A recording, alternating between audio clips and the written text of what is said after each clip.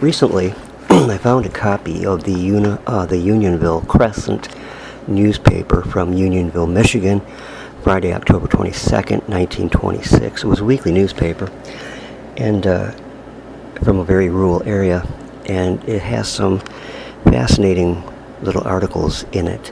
But one in particular I particularly enjoyed, and it's called Vacationing Along Gasoline Trails Through Historic Country, Seeing Philadelphia by the Royal Blue Line Motor Bus.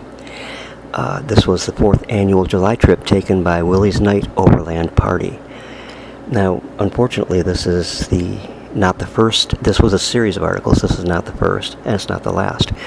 But even having said that, it is quite fascinating what, all on its own, standing on its own. So I'd like to take time now to share that with you. And let's go to the article. The lecturer on the bus had given the party 5 minutes to view Independence Hall. As the folk on returning filed into the big blue bus, noses were counted by the lecturer. One was missing.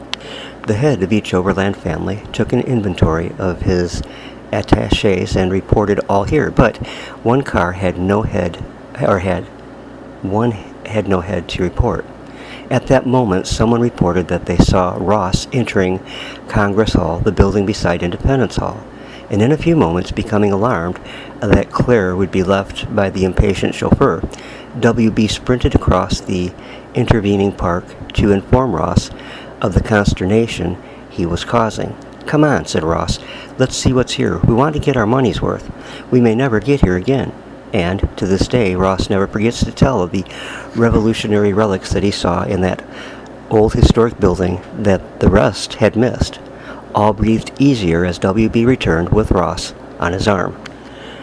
The two are very proud they were in the old historic building, even if for a brief period, where the Congress of the new nation met from 1790 until 1800, and where in 1793 Washington was inaugurated for his second term with John Adams as vice president, and where 4 years later, in the same room, Adams and Jefferson took the oath of office as president and vice president, and where John Marshall, later Chief Justice of the United States, in announcing the death of Washington in 1799, uttered the phrase, which destined to be, there's a little break in the paper here, destined to be, Washington first, it was, I'm sorry, there's a break in the paper there and I can't read that. So continuing on, not far from Independence Hall and Congress Hall was Carpenter's Hall, which in point of fame is second only to Independence Hall. Many radio listeners will remember listening to the commemoration program given there in 1924.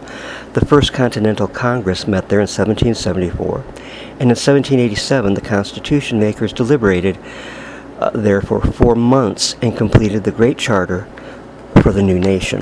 From 1791 to 1797, Carpenter's Hall was the home of the first United States Bank. In rapid succession, the historic places were pointed out and information given by the lecturer.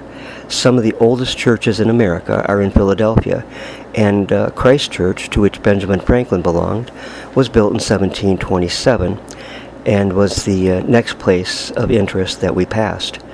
A brief stop was made at Christ Church Cemetery, the corner of 5th and Arch, that all might see where the famous and great American Benjamin Franklin lies buried.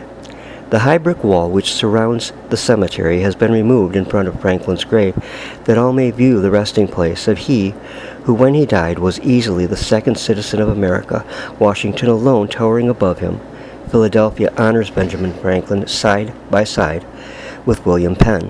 Philadelphia has many monuments that are more than locally famous. Among them is one of Franklin, which is in front of the post office, where it is fitting that it should be, not only because he was Philadelphia's greatest citizen, but because he was the first postmaster general of the colonies as well. Franklin is worthy of all the esteem and respect which is paid him by an admiring and grateful public. Franklin's part in American life did not consist in mere preaching, but he performed momentous service as well. Benjamin Franklin was distinguished in almost every field of endeavor, which can be said of only a few men in all the world's history. He founded the first American public library, the first magazine, initiated the postal service. The first fire company and police system were under his tutelage. Through his ideas and improvements, Philadelphia stood as the first city of the colonies. As an editor, he soon won for himself a high reputation for public spirit as well as for wisdom and foresight. He distinguished himself in the scientific world by his successful experiments on the nature of electricity. In 1752, he made the important discovery of the identity of lightning with the electric field. It was indeed gratifying to pause, if but for a brief period, by the side of the grave of this celebrated colonial citizen.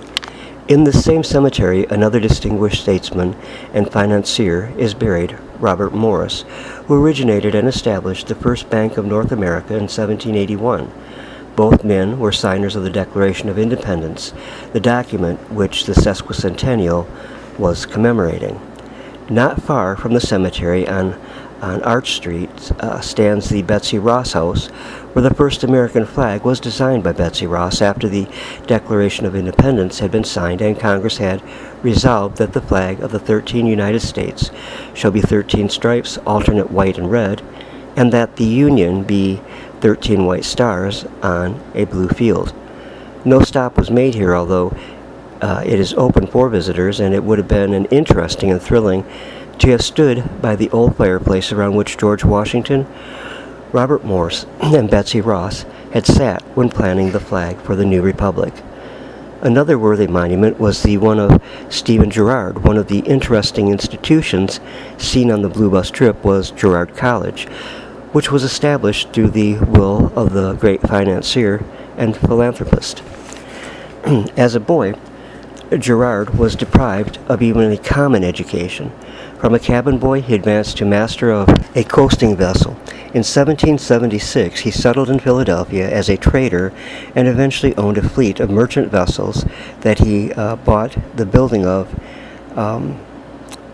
in 1812. When all other paper money depreciated, his notes were at par. He was the very sheer anchor of government credit during the whole of the disastrous War of 1812.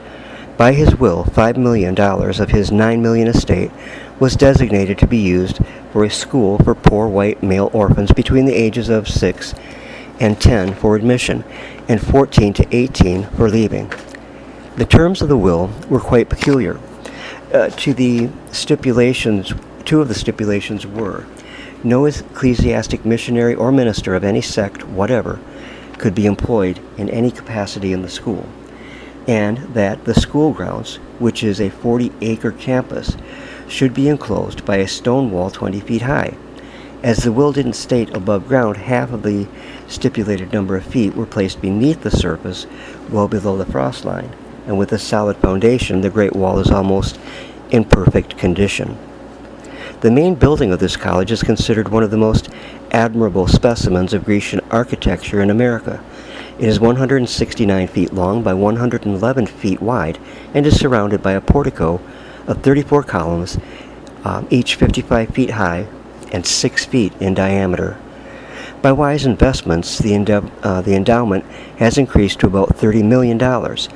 We were shown long blocks of houses and business buildings which belong to this famous Girard College estate, which has given to hundreds of boys an education which has been a big factor in making them efficient and useful citizens. The Drexel Institute of Art, Science and Industry, an industrial training school for men and women, was another educational institution seen which attracts more than a passing interest. This is another great school made possible through one of Philadelphia's native philanthropic citizens, Anthony J. Drexel, who bequeathed $2 million for its establishment. He was not only a banker, but a newspaper publisher as well. With George W. Childs, he founded the Philadelphia Public Ledger, and together they founded the Drexel Home for Union Printers at Colorado Springs in Colorado. From its earliest period, Pennsylvania made wise provision for public education. For in his frame of government, William Penn provided that children under 12 years of age should be taught a trade. Free schools were opened in 1767, and public schools were bitterly opposed for many years, as parents would profess extreme poverty that their children might be taught without payment of fees. After a bitter struggle in the state Senate, the present splendid system of public schools was adopted. To those familiar with the beautiful green tree-bedecked campuses of Michigan University, or Michigan's university and colleges, the Overlanders were quite surprised when the lecturer announced the campus of the University of Pennsylvania, which ranks among the most influential in the country. The university is another evidence of the activity and foresight of Benjamin Franklin, who effected its establishment. And unfortunately, that's all the entry that is to be found in this particular edition of the Unionville Crescent. Again, a rare newspaper from an area that was quite rural, and it's still rather rural, but back in the day. Thanks for stopping by. Hope you enjoyed. God bless.